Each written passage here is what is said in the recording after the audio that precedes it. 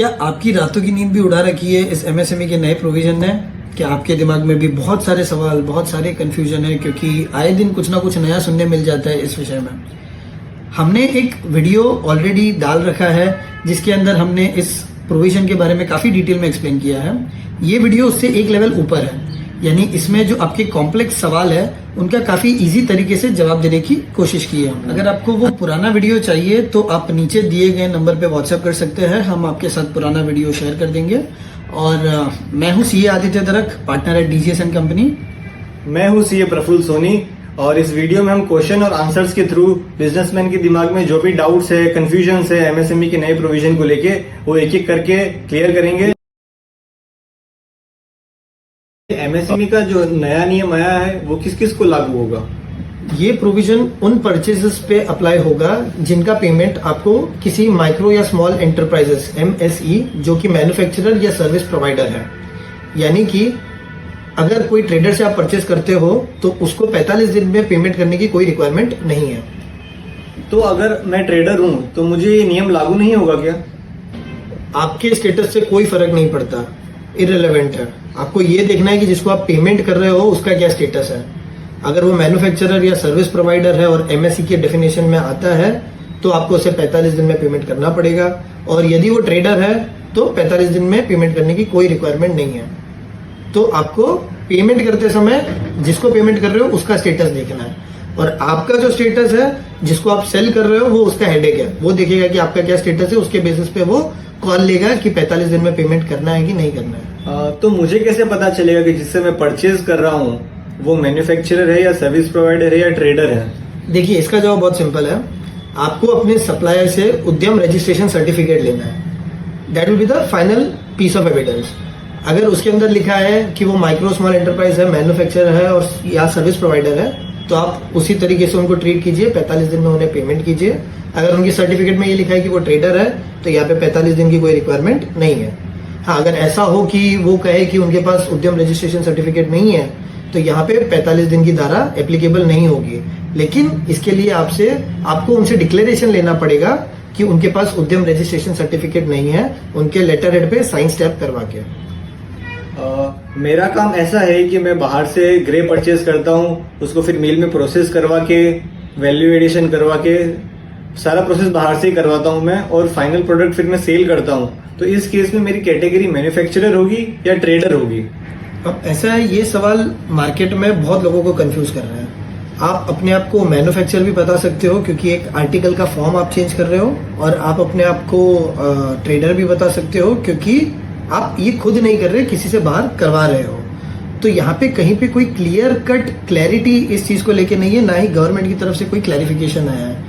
तो आपके business view point के हिसाब से जो भी आपके लिए बेनिफिशियल हो, यानी अगर आपको लगता है मैन्युफैक्चरिंग रजिस्ट्रेशन करवाने से बेनिफिशियल है तो आप वो कराइए, और ट्रेडिंग आपको लगता है तो आप वो कराइए। मेरे बिजनेस को बेनिफिशियल हो इसीलिए मैंने अपना registration as a trader category करवाया उद्यम आधार में, ताकि मेरे जो कस्टमर्स है वो उनको 45 डेज की लिमिट एप्लीकेबल नहीं हो और वो मेरे से पहले की तरह बिजनेस करते रहे। तो इस रजिस्ट्रेशन कैटेगरी की वजह से मुझे फ्यूचर में कोई प्रॉब्लम तो नहीं आएगी? एमएसएमई एक्ट के हिसाब से अगर आप जानबूझ के कोई गलत फैक्ट डालते हो अपने रजिस्ट्रेशन सर्टिफिकेट में तो आपको 1000 रुपए तक पेनल्टी लग सकती है। अब क्योंकि यहाँ पे कोई क्लैरिफिकेशन नहीं है, कोई क्लैरिटी नहीं है, तो आपको घबराने की जरूरत नहीं है। आप अपने हिसाब से रजिस्ट्रेशन लीजिए। मार्केट में अभी फिलहाल 45 डेज के साथ साथ 15 डेज की पेमेंट टर्म्स भी सुनने में आ रही है, तो उस बारे में आपका क्या कहना है? देखो, इसमें ऐसा है कि अगर आपके सप्लायर के साथ एग्रीमेंट है तो आपको 45 डेज तक का टाइम पीरियड मिलेगा। लेकिन अगर आपका कोई एग्रीमेंट है ही नहीं ना, तो आपका 45 डेज से 15 दिन की धारा हो जाएगी, आपको 15 दिन में पेमेंट करना पड़ेगा उनको।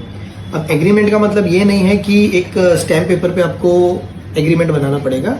इनवॉइस के अंदर अगर आप एक कंडीशन डाल देते हो ड्यू डेट की, तो that will also be considered as a valid agreement. अब आपको ये इंश्योर करना है कि आपके जो सप्लायर्स के बिल है उसके अंदर ये कंडीशन होनी चाहिए कि 45 डेज एटलीस्ट उस उतने की ड्यू डेट होनी चाहिए उसमें।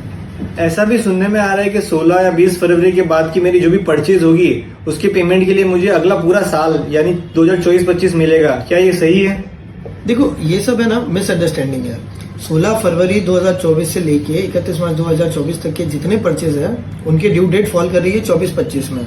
इवन तो वो अगले साल फॉल कर रही है, आपको उसका पेमेंट 45 दिन में करना पड़ेगा, इसके कोई दो राहें नहीं है। मैंने अपनी एक परचेज के पेमेंट का चेक सप्लायर को 45 डेज के अंदर दे दिया था, बट कुछ रीजन से वो चेक 45 डेज के बाद उसने क्लियर करवाया। तो इस केस में मेरा कोई डिसअलाउंस तो नहीं होगा ना? हाँ, इसमें आपको कोई प्रॉब्लम नहीं आएगी, क्योंकि अगर आप 45 दिन में चेक दे देते हो ना, तो वो भी एक पेमेंट कंसिडर किया जाता है। और बाद में आपको खाली कुछ चीज़ों का ध्यान रखना पड़ेगा कि इस चीज़ की एंट्री आपके बुक्स में हो जानी चाहिए, और सामने जिससे आप चेक दे रहे हो उसके बुक्स में भी एंट्री हो जानी चाहिए। उसका कंफर्मेशन आपको उनसे लेना पड़ेगा। दूसरा, आपको ये भी ध्यान रखना है कि आपके बुक्स के हिसाब से उतना बैलेंस होना चाहिए पेमेंट के लिए, या अगर आप सीसी या ओडी यूज कर रहे हो तो उतनी लिमिट होनी चाहिए आपके पास। और एक और बात आपको ये ध्यान रखना है कि वो चेक आगे जाके क्लियर हो जाना चाहिए, उसमें कोई प्रॉब्लम नहीं आनी चाहिए। मैंने कुछ गुड्स परचेज किए थे, बट उनमें डिफेक्ट होने के कारण उनका पेमेंट 45 डेज से ज्यादा चला गया था। तो इस केस में कुछ किया जा सकता है क्या? डिफेक्ट के केस में ऐसा है कि जब आपका डिलीवरी ऑफ गुड्स होता है तो उसके 15 दिन के अंदर अंदर आपको एक रिटर्न कम्युनिकेशन देना पड़ेगा अपने सप्लायर को। जब सप्लायर आपका क्वेरी सॉल्व करेगा, उधर से आपके 45 दिन शुरू होंगे। यानी फॉर एग्जाम्पल, अगर आप 1 मार्च को कुछ परचेज करते हैं, डिलीवरी आ जाती है आपके यहाँ पे, और उसका ड्यू डेट हो जाएगा 15 अप्रैल 2024। अगर आप 10 मार्च तक डिफेक्ट का एक रिटर्न कम्युनिकेशन दे देते हो अपने सप्लायर को, और मान लीजिए अगर वो आपको 20 अप्रैल को उसका सोल्यूशन दे देता है, तो आपके जो 45 दिन है वो 20 अप्रैल से शुरू होंगे। आई होप मैंने आपके काफ़ी सारे कन्फ्यूजन्स क्लियर किए हैं। अब ऐसा है कि काफ़ी लोग एक्सपेक्टेशन रख रहे थे, जो बजट आया था 1 फरवरी 2024 को, उसमें कुछ ना कुछ क्लैरिफिकेशन या अपडेट आए इस एमएसएमई प्रोविजन को लेके, बट कुछ आया नहीं। बट ये बस एक इंटरिम बजट था। आने वाले टाइम में इलेक्शन होगा, वापस बीजेपी गवर्नमेंट आएगी, फिर एक फुल बजट होगा, उसमें हो सकता है कुछ ना कुछ और क्लैरिफिकेशन या अपडेट आए। तो अगर आपको अपडेटेड रहना है इस विषय में या टैक्स रिलेटेड विषय में, या फिर आपको कोई क्वेश्चन हो इस एमएसएमई प्रोविजन को रिलेटेड, तो आप नीचे दिए गए नंबर पे हमें व्हाट्सएप कर सकते हैं।